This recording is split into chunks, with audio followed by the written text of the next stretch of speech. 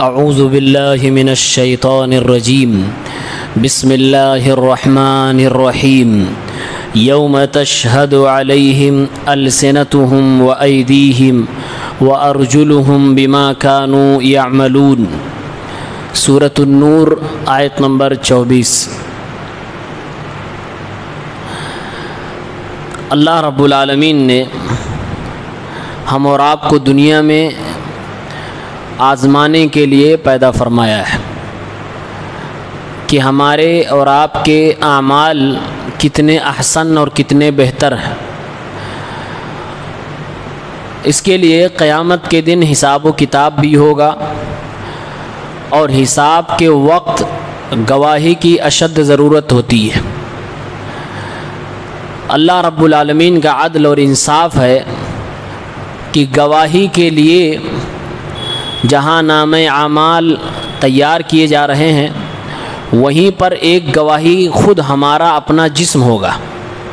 ہمارے جسم کے اعضاء ہوں گے، اور یہ گواہی انسان کے مطالبے پر دیں گے۔ صحیح مسلم کے اندر روایت موجود ہے، اللہ کے نبی صلی اللہ علیہ وسلم فرماتے ہیں انسان خود اللہ سے کہے گا کہ اے اللہ، کیا تو نے وعدہ نہیں کیا کہ تو ہم پر ظلم نہیں کرے گا؟ تو اللہ نے کہا،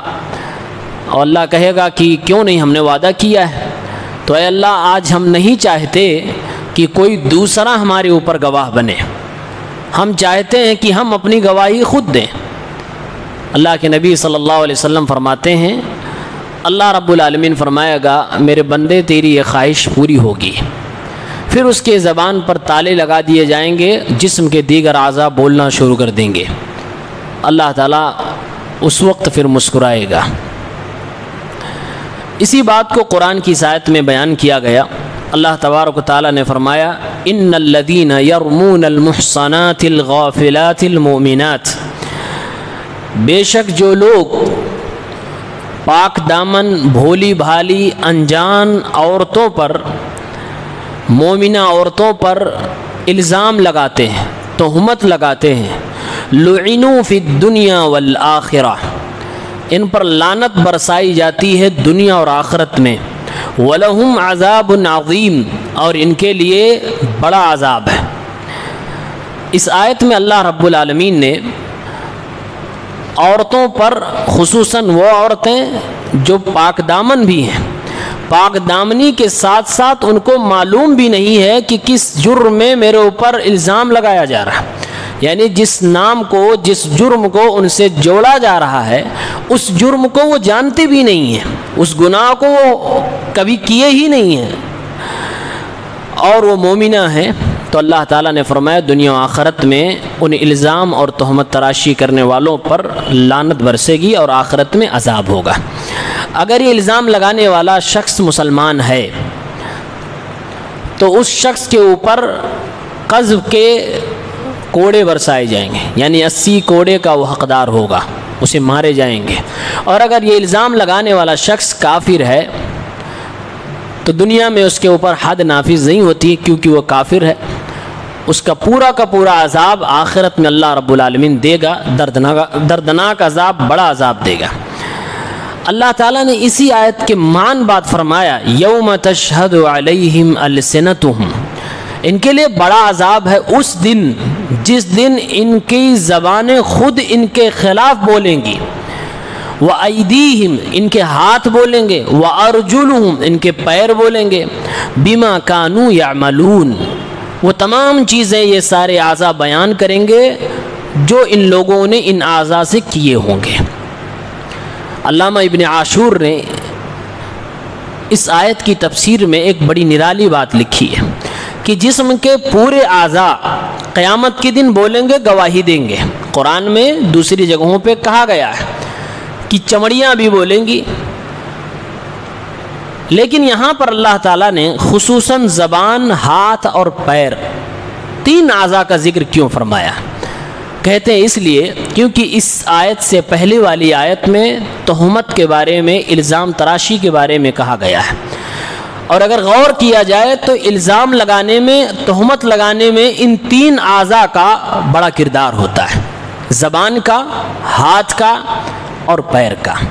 زبان سے آدمی اپنے اندر کی بھڑاس، اپنی دشمنی یا اپنی حسد کو نکالتا ہے، پھر کسی پر الزام لگاتا ہے، اور ہاتھ سے وہ اشارے کرتا، دیکھو فلاں شخص ہے، اس کے بارے میں بات کر رہا ہوں، فلاں ایسا کر رہا ہے، اشارے سے اس شخص کی طرف اشارہ کرتا ہے جس کے اوپر الزام لگا رہا ہوتا۔ پیر سے چل چل کر لوگوں کو جا کر بتلاتا ہے، یا پھر چل کے جا کر اس کے بارے میں اس کی برائیوں کو تلاش کرتا ہے اور یہاں وہاں سے خبریں لاتا ہے، پھر چل کر جا کر دوسروں کو بتلاتا ہے۔ اور آپ سب محسوس کرتے ہوں گے کہ ایسے لوگ جن کی عادت ہے دوسروں پر الزام لگانا، جھوٹ باندھنا، وہ کبھی نہیں تھکتے ہیں۔ اگر ان کو سفر کر کے کہیں جانا پڑے تب بھی چلے جائیں گے، نہ جانے ان میں اس کام میں ان کو کیا لذت ملتی ہے۔